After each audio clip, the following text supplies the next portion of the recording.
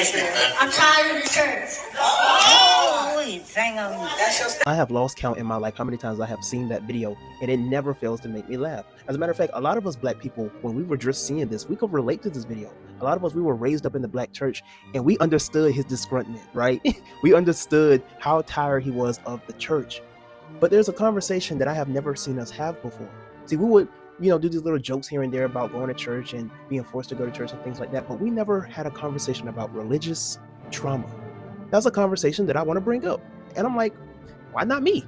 Why not be the first person to actually have this conversation? Because this is something that is really causing a detriment to us in the black community when it comes to our spiritual journey and when it comes to us as individuals. I vividly remember as a kid, sometimes I did want to go to church, but other times I didn't want to go to church. In those days where I didn't want to go to church, I remember vividly my mother screaming to the top of her lungs, "Not today, devil. Devil, you get on out of this house right now."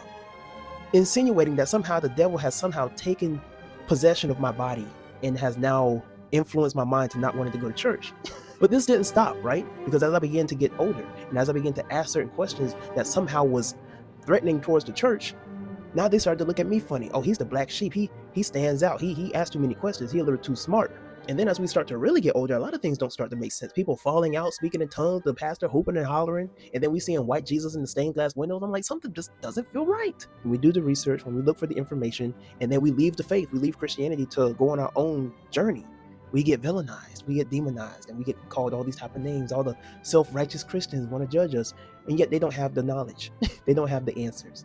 All they got is Jesus, because he's the only answer that you can have, right? I'm tired of this church. I'm tired of y'all telling us who are young, us young folk, how we are somehow out of touch or we being led astray by the devil because we are actually using our common sense. We're actually looking for the information. We're finding the answers. We're actually applying truth to our lives while you are just sticking with what you are comfortable with what you always knew. Sometimes y'all are very uncomfortable with the ultimate reality that the religion that you are actually practicing came from the plantation.